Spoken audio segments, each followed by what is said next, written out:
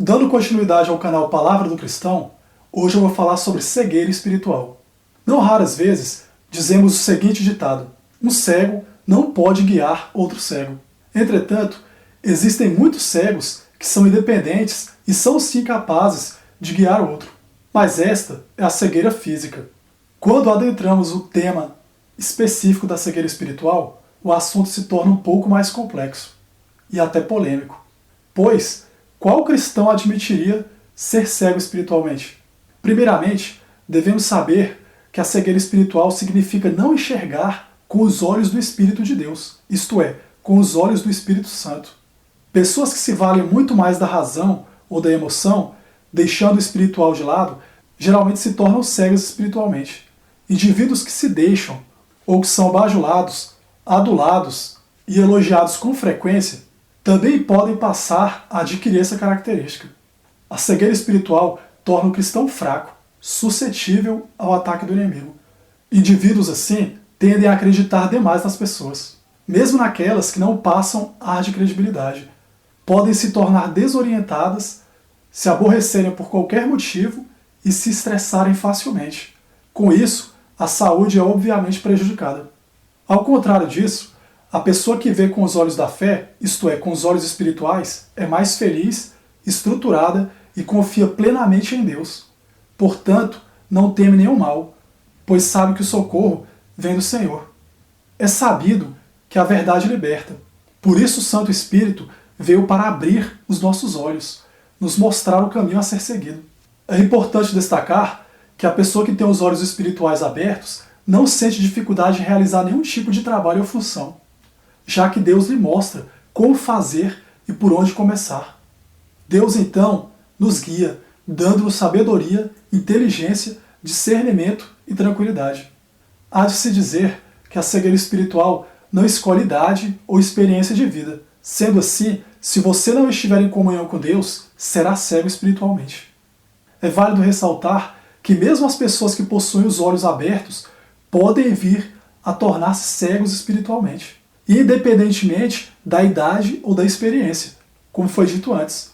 Sendo assim, uma pessoa que é elogiada com frequência, sendo tratada quase ao ponto da divindade, tende a tornar-se orgulhosa, e por isso também soberba, egoísta e egocêntrica. Com esses adjetivos, os olhos espirituais se fecham, só existindo a visão humana, que por vezes é injusta e corrupta, pois somente o Senhor deve ser exaltado. Do mesmo modo, quando coordenadores, pastores ou líderes religiosos passam a conferir privilégios a outras por favoritismo ou preferência, demonstrando claramente quem este prefere ou lhe é favorito, a pessoa a quem as benesses são atribuídas se tornará igualmente soberba. Nesse caso, não foi atendida à vontade de Deus em nenhum dos casos. Assim sendo, tanto o líder quanto o subordinado são cegos espiritualmente. Eis que o primeiro se baseou no seu lado emotivo, portanto humano, e o segundo, visando status, aceitou sem hesitar as benesses conferidas. A cegueira espiritual nos torna escravos das coisas deste mundo. Portanto, muitas das vezes não observamos mais a vontade de Deus em nosso coração, reinando apenas a vontade humana. Assim, nossos pensamentos são inundados com afazeres, regalias, coisas cotidianas, nossos próprios desejos, objetivos, dentre outros. Quando permitimos que o inimigo haja em nossa vida, tudo pode estar arruinado. Por isso, em nossas orações, sempre devemos pedir a abertura de nossos olhos espirituais, pois eles nos mostrarão a vontade de Deus. Desse modo, jamais fecharemos nossos olhos para o Santo Espírito. Nós, humanos, somos ignorantes enquanto não deixamos que Deus abra nossos olhos. Então, como nós cristãos podemos reconhecer ou mesmo saber quando fomos acometidos pela cegueira espiritual? Primeiro, devemos analisar o que é mais importante na nossa vida, ou seja, se de fato colocamos Deus em primeiro lugar. Segundo, deve-se fazer uma autocrítica nas nossas decisões e atitudes, isto é, devemos orar e aguardar a resposta de Deus, e não agirmos guiados pelas nossas próprias vontades ou por nossos próprios interesses.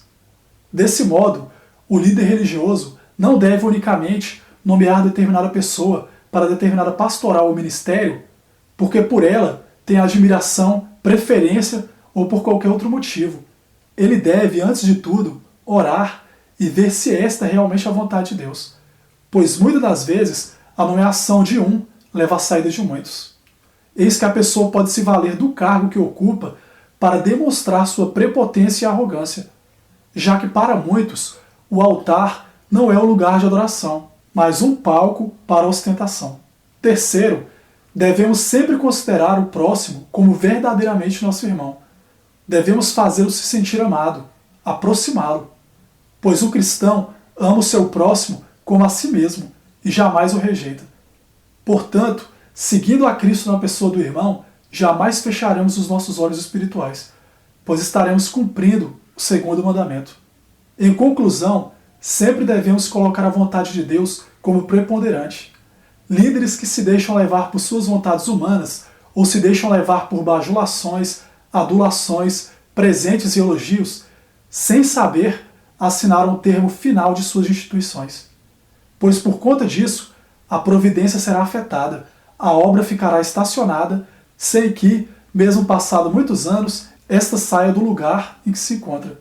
Isto acontece simplesmente porque a vontade humana prevaleceu, ou seja, os olhos humanos foram preponderantes, e a pessoa deixou que a cegueira espiritual tomasse conta, porque a vontade humana prevaleceu, ou seja, os olhos humanos foram preponderantes. Não dizem que o pior cego é aquele que não quer ver? Se a pessoa se deixou levar pela vontade humana, os olhos espirituais se fecham. E mesmo ela sabendo que tem algo ali errado, que precisa ser corrigido, ela não move uma palha para que aquela mudança aconteça. Então, de fato, ela está vendo a situação, mas ela prefere não enxergar. Por isso que dizem que o pior cego é aquele que não quer ver a verdade.